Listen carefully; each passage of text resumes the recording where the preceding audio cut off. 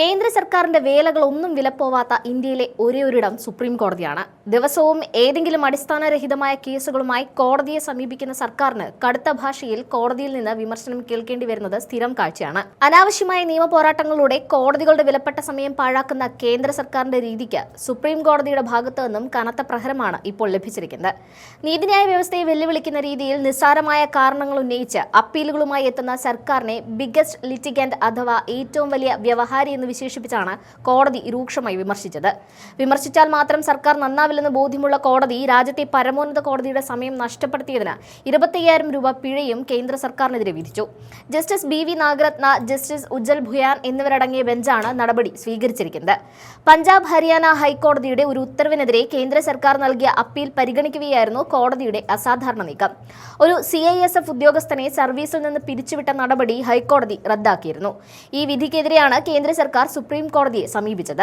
എന്നാൽ സർക്കാരിന്റെ വാദങ്ങൾ കേട്ട കോടതിക്ക് ബോധ്യപ്പെട്ടത് വളരെ നിസ്സാരമായ കാര്യങ്ങൾക്കാണ് ഒരു ഉദ്യോഗസ്ഥനെ ക്രൂരമായി വേട്ടയാടാൻ സർക്കാർ മുതിർന്നത് എന്നതാണ്. രണ്ട് പ്രധാന ആരോപണങ്ങളാണ് ഈ CISF ഉദ്യോഗസ്ഥനെതിരെ സർക്കാർ ഉന്നയിച്ചിരുന്നത്. ഒന്ന്, അദ്ദേഹം അകാരണമായി അനുവാദമില്ലാതെ 11 ദിവസം ഡ്യൂട്ടിക്ക് ഹാജരായില്ല എന്നും മറ്റൊന്നൊരു വനിതാ കോൺസ്റ്റബിളിന്റെ മകളുമായി ചേർന്ന് തന്റെ സഹോദരന്റെ വിവാഹത്തിന് സഹായിക്കുകയും അതുവഴി അച്ചടക്ക ലംഘനം നടത്തുകയും ചെയ്തു എന്നാണ്.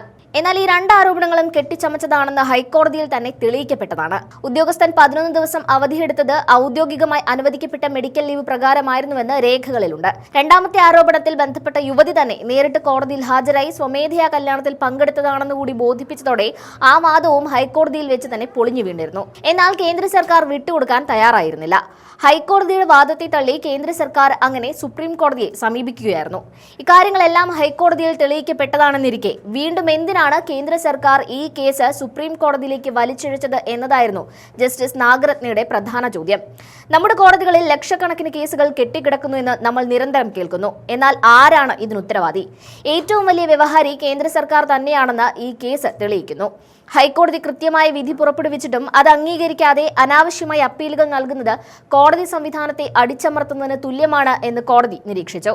കോടതി വെറുമൊരു വിനോദയാത്രയ്ക്കുള്ള ഇടമല്ലെന്നും കഠിനാധ്വാനം ചെയ്തും വിവരങ്ങൾ ശേഖരിച്ചുമാണ് ഓരോ വിധിന്യായങ്ങളും പുറപ്പെടുവിക്കുന്നതെന്നും ജസ്റ്റിസ് നാഗരത്ന ഓർമ്മിപ്പിച്ചു.